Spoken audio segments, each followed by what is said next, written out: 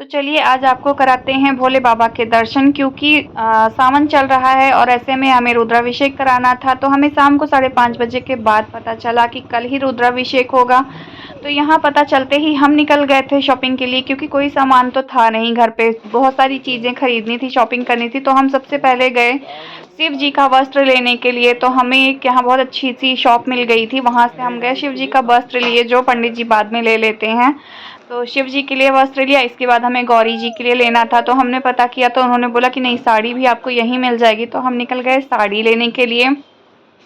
यहीं पे हमें बहुत ही ज़्यादा अच्छी सी साड़ी मिल गई थी गौरी जी को चढ़ाने के लिए। वो भी पंडित जी बाद में ले जाते हैं, पूजा होने के बाद गौरी जी को चढ़ाने के बाद वो उनकी पत्नी पहनती हैं। तो बस मैं और मेरे हस्बैंड और मेरा बच्चा हम निकल गए थे लेने के लिए। यहाँ पे मैंने पहले बिलिंग वगैरह करवा लिया। जो हमें गौरी जी की साड़ी थी और ये था उनका धोती और कुर्ता था।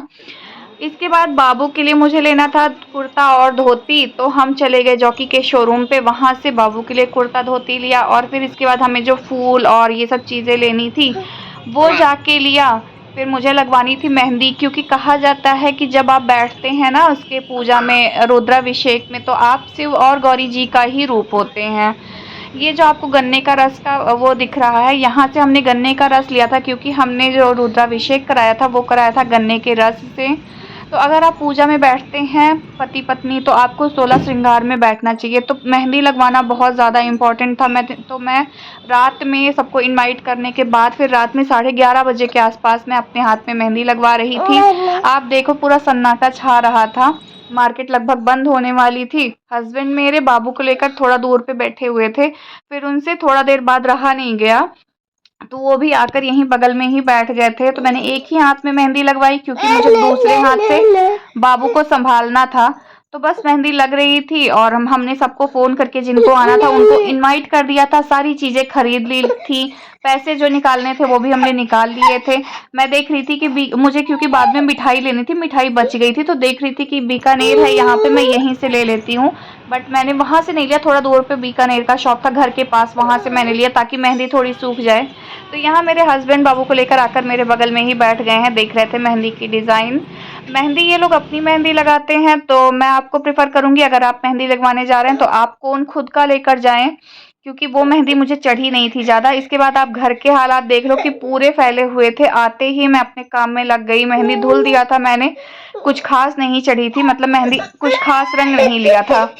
तो यहाँ मैंने फ्रिज पूरा पहले साफ़ कर दिया था, सारे रैक वगैरह साफ़ कर दिए, क्योंकि ना पूरा जितनी चीज़ें हों बिल्कुल साफ़ सुथरी स्वच्छ हों, क्योंकि पंडित जी खाना खाते हैं। मैं आपको दिखा रही हूँ मेहंदी का कलर, जो कुछ खास कलर नहीं लिया था, इसलिए मैं प्रेफर करूँगी कि आप खुद अपना कोन लेकर जाएं। इनका कोन बहुत ही ख़राब था। यहाँ ये बाबू को लेकर लेट गए थे, थोड़ा देर तक कहते कि मैं थोड़ा रेस्ट कर लेता हूँ, मैं बहुत थक गया ले आके सामान। और पूरा घर ऐसे फैला हुआ था ना कि मैं आपको बता नहीं सकती, क्योंकि अचानक से पता चला और मुझे अकेले ही सब करना पड़ा। मैं इसमें किसी का भी कोई श्रेय नहीं दूंगी, थोड़ा बहुत मेरे हस्बैंड ने किया, रात में करते करते मुझे बज गए थे 1:05। यहाँ मैं बना रही थी सुबह जो सब्जी बननी थी उसके लिए प्योरी, तो मैंने वो बना के रख दिया था।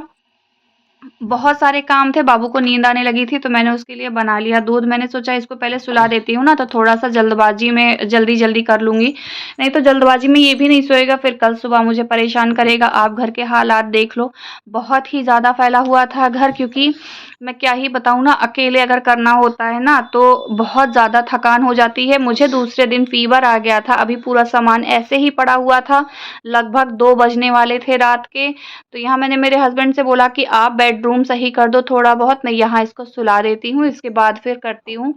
इसके बाद हम लोग ना थोड़ा बहुत करके सो गए। ये सफाई नहीं हुई थी, सुबह के बज गए 5:30, पंडित जी का फ़ोन आ गया था कि हम आ रहे हैं। तो बस मैं जल्दी से उठकर तुरंत करना शुरू कर दिया था, सारे काम धाम करके। यहाँ पंडित जी आ गए थे, हमारी पूजा स्टार्ट हो गई थी।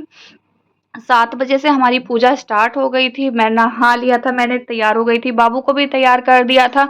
ये था हमारा लुक, मेरा और बाबू का। बाबू मेरा बहुत सुंदर लग रहा था, बहुत सुंदर। इस दिन उसने बिल्कुल भी मुझे परेशान नहीं किया।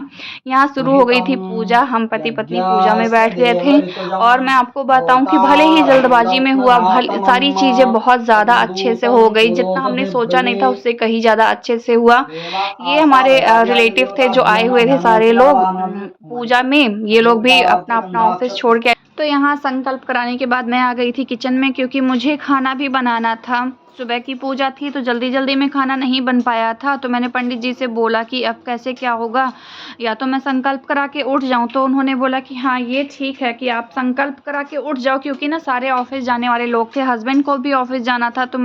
तो बच्चा लेकर इतनी बड़ी पूजा ना का घर में अनुष्ठान करना थोड़ा सा ज़्यादा प्रॉब्लम देता है, क्योंकि बच्चा भी संभालो और प्लस उसी बीच में पूजा भी हो, आपको पूजा में भी बैठना है और खाना भी बनाना है, ये बहुत ज़्यादा प्रॉब्लम देता है। इस बार वाली पूजा से मैंने ये चीज़ सीख ली है कि नहीं, अब मैं पूजा तभी कराऊंगी जब मेरा बाबू थोड़ा बड़ा हो जाएगा, इसके बाद ही कराऊंगी मैं घर पे पूजा, क्योंकि मेरे अकेले के लिए बहुत ज़्यादा प्रॉब्लम हो जाती है। सेकेंड डे मुझे फीवर आ गया था, क्योंकि मुझे थकान बहुत ज़्यादा हो गई थी, क्योंकि अकेले खाना बनाना, बच्चा देखना और प्लस पूजा में भी बैठना पॉसिबल नहीं हो पाता है। और कहते हैं कि शादी के बाद पति पत्नी को मिलकर ही पूजा करनी चाहिए, तो उसी में मेरे लिए बहुत सारा काम हो गया था। हमारी प्लानिंग थी कि हम इस बार मिलकर पूजा करेंगे, शादी के बाद ये पहली हमारी अच्छे से पूजा होने वाली थी, बट नहीं हो पाई ढंग से, जैसे बन पड़ा वैसे हुआ।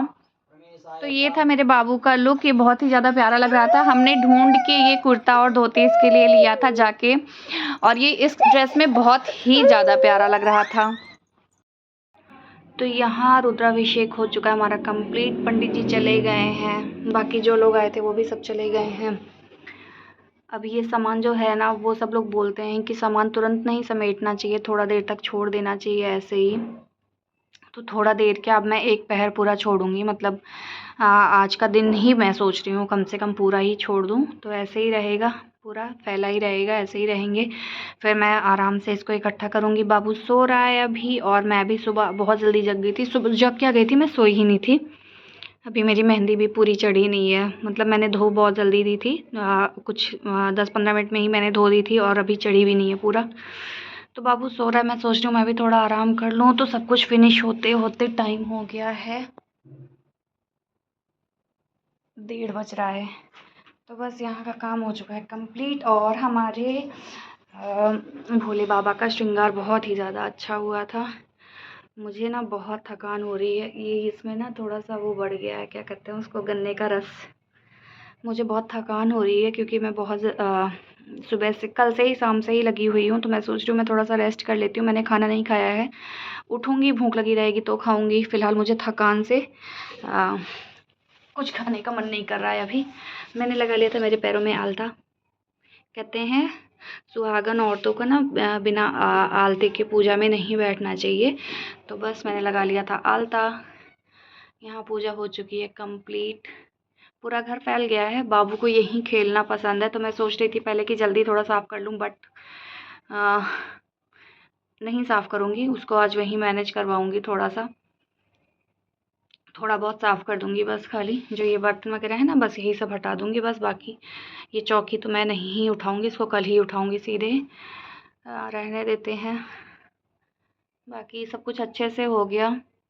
तो आप लोगों को कैसा लगा, आप लोग मुझे कमेंट करके बताइएगा। मैं अच्छे से व्लॉग नहीं पूरा बना पाई, क्योंकि ना मुझे ही सब करना था, मतलब सब कुछ मुझे ही करना था। उधर खाना भी मैं ही बना रही थी, इधर मुझे पूजा में भी बैठना था, तो मैं बीच बीच में ना उठ के जा रही थी बार बार खाना बनाने के लिए, इसलिए अच्छे से मैं व्लॉग नहीं बना पाई। तो आप लोग बताइएगा आप लोगों को ये व्लॉग कैसा लगा रुद्राभिषेक का, कमेंट करके बताइएगा, और हर हर महादेव ज़रूर लिखिएगा। मिलते हैं नेक्स्ट व्लॉग में, तब तक के लिए बाय बाय।